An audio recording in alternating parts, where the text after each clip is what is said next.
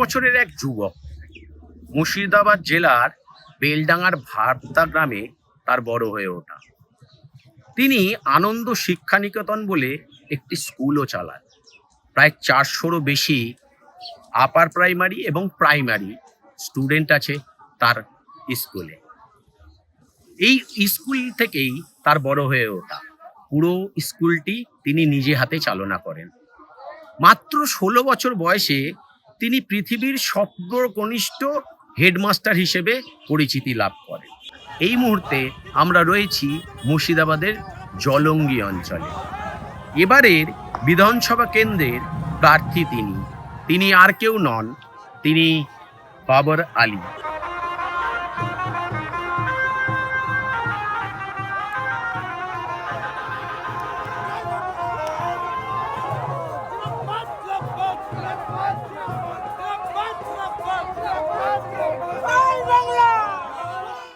শিক্ষকতা ছেড়ে রাজনীতির ময়দানে কি বলবেন? আমি তো শিক্ষকতা ছাড়িনি, প্রথম কথা। ওটা তো আমার প্যাশন এবং মিশন, যেটা আমি ছোটবেলা থেকে করছি, ওটা আমার আজীবন চলবে।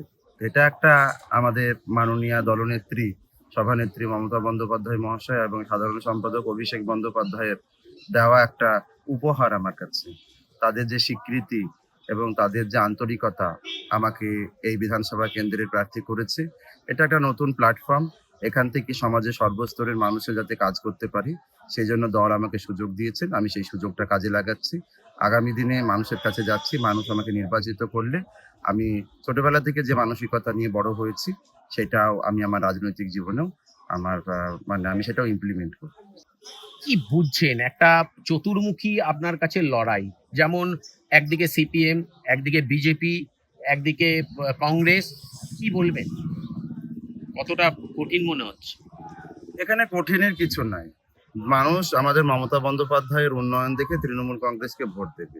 আগে জোট ছিল, যে সিপিআইএম এর হাতে হাজার হাজার মানুষ খুন হয়েছিল কংগ্রেসে, সেই সময় তো কংগ্রেস ছিল। আর কতভাবে তারা ক্ষতিগ্রস্ত হয়েছিল, তারা আবার নির্লজ্জের মতন জোট করেছিল। তারপর সেই জোট একবার কিছু আসন পেল, তারপরে আবার ডবল জিরো। এবারও আমার মনে হয় না যে তারা বলছে, দাবি করতে পারেন, তবে ওই চতুর্মুখী লড়াই হলে হবে। তৃণমূল কংগ্রেসের পক্ষেই মানুষজন রয়েছে, তৃণমূল কংগ্রেসই জয়লাভ করবে। শিক্ষক নিয়ে একটা দুর্নীতি হয়েছে রাজ্যে, কতটা চ্যালেঞ্জিং মনে হচ্ছে এই মুহূর্তে দাঁড়িয়ে? যারা পড়াশোনা করছে, যুব সম্প্রদায়, তাদের তো চাকরির দরকার বা স্বীকৃতির দরকার সমাজে। এটা তো অস্বীকার করার কোনো জায়গা নাই। আমাদের সরকার আগামী দিনে আরো ভালো করে তারা যাতে কাজকর্ম পেতে পারে, কর্মসংস্থানের ব্যবস্থা হয়, প্রতি বছর যাতে চাকরির পরীক্ষাগুলো হয়। আমি অত্যন্ত আশাবাদী যে আমাদের নতুনভাবে চতুর্থ করার জন্য তো মাননীয় মুখ্যমন্ত্রী মমতা বন্দ্যোপাধ্যায় হচ্ছেনই, উনি আরো বেশি করে কর্মসংস্থানের ব্যবস্থা। জলঙ্গি তো একটা ধরুন সীমান্ত তীরবর্তী অঞ্চল, কি পরিকল্পনা করছেন যদি জিতে আসেন? স্বাস্থ্য ব্যবস্থার উন্নয়ন, শিক্ষা ব্যবস্থার, এখানে স্কিল বেসড লার্নিং সেন্টার বা ITI কলেজ, পথঘাটের আরো উন্নয়ন, আর্সেনিক মুক্ত জল, তারপরে হচ্ছে বর্ডার এরিয়ার উন্নয়ন এবং বর্ডার এরিয়ায় মানুষ যাতে হেনস্থার শিকার না হয়, পরিযায়ী শ্রমিকদের জন্য ব্যবস্থা করা, তাদের যাতে হয়রানি না হয়, তাই কর্মসংস্থানের ব্যবস্থা, এগুলোকেই প্রাথমিকভাবে দেওয়া। তারপর নাগরিক যে সমস্ত পরিষেবা, সেগুলো যাতে আমি পৌঁছাইতে পারি। আব্দুর রাজ্জাককে ছাড়িয়ে বাবর আলী কেন? দলীয় সিদ্ধান্ত। দল আমাকে যোগ্য মনে করেছেন, তাদের মনে হয়েছে, দল আমাকে মনোনয়ন দিয়েছেন। আমি দলের সহযোগিতায়, আমাদের নেতা কর্মীদের সহযোগিতায়, সাধারণ ভোটারদের সহযোগিতায় আমার সর্বশক্তি দিয়ে দলের হয়ে আমি লড়াই করছি। SIR এর মতো একটা এত বড় জটিল জিনিস, প্রচুর মানুষের নাম বাদ গেছে। কি বলবো, এটা একটা পরিকল্পিত চক্রান্ত, মানুষকে হয়রান করা, নোটিশ ধরানো, আবার আন্ডার অ্যাডজুডিকেশন, তারপরে ইচ্ছা মতন ডিলিট করা যোগ্য নাগরিকদেরকে। এটা তো কোনোভাবে চলতে পারে না।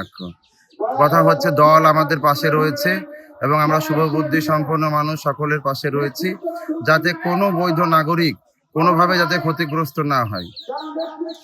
2009 সালে আপনার গাছতলা থেকে আপনার জার্নি শুরু হয় শিক্ষকতা। এতটা পথ কিভাবে স্মৃতি রোমাঞ্চন করলেন? আমার জীবনটাই সংগ্রামের জীবন। নানান প্রতিকূলতা, সামাজিক নানান বাধা বিপত্তি, নানান কুকথা, সমস্ত কিছুকে নিয়েই কিন্তু আমি বড় হয়েছি। তা আমি ভালো কাজ করতে গিয়ে অনেক সমস্যার সম্মুখীন। এখন তো রাজনৈতিক, এখন তো কাদা ছোড়াছুড়ির যুগ। মুখে যা আসে সমাজ মাধ্যমে বলে দিলেই পারেই হয়ে গেল। তো স্মৃতির রমন্থন, আমার জীবনে স্মৃতি অনেক রয়েছে, সেই স্বল্প পরিসরে বলার কিছু নাই। শুধু এটাই বলবো যে নিজের লড়াই নিজেকে করতে হবে। যারা আশেপাশে থাকবেন তাদের প্রতি আমি কৃতজ্ঞ। লড়াই সারা জীবনই লড়াই করেছি, আগামী দিনে আরো লড়াই করব। বলছি, বহু স্কুল বন্ধ হয়ে গেছে, অভিযোগের তীর রয়েছে বিভিন্ন জায়গায়, সেখানটা থেকে আপনি কতটা চ্যালেঞ্জ নিচ্ছেন? কারণ যেখানে BJP factor, Congress factor, CPM factor. আচ্ছা, বিজেপি শাসিত রাজ্যে কি স্কুল বন্ধ হয়নি? আমি স্কুল বন্ধ হওয়ার কথা পক্ষে নয়। আমার কথা হচ্ছে স্কুলগুলো বন্ধ হচ্ছে কেন? তার জন্য কি আমরা কি সামগ্রিকভাবে দায়ী নয়? সেটা কি সরকারই দায়ী আছে? সেটা তো ভাবতে হবে। বলছে চ্যারিটি বিগিনস অ্যাট হোম। আমার বাচ্চাটা সরকারি স্কুলে যাচ্ছে কিনা, আমার স্কুলে ঠিকঠাক কাজকর্ম হচ্ছে কিনা, তার নজরদারি, এই যে সিস্টেম, এই পুরো সিস্টেমও আমাদের দেখতে হবে। আমরা প্রত্যেকে কিন্তু তার অংশীদার কিন্তু। তাহলে আমাদেরকেও দেখতে হবে যে আমার ছেলে মেয়ে যেন সরকারি স্কুলে যায়, যাতে সরকারি স্কুলগুলো বাঁচানো যায়। এটা কিন্তু আমাদেরও দায়িত্ব।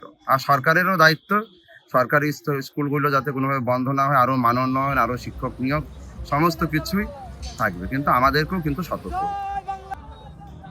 আমরা কথা বলে নিলাম জলঙ্গি বিধানসভার, মুর্শিদাবাদের জলঙ্গি বিধানসভার তৃণমূল প্রার্থী বাবর আলীর সাথে। এরকম আরো খবরের জন্য চোখ রাখুন সংবাদপ্রতিদিন.in এ। ক্যামেরায় নির্মাল্য চ্যাটার্জির সাথে আমি শুভ্ররূপ, সংবাদপ্রতিদিন.in।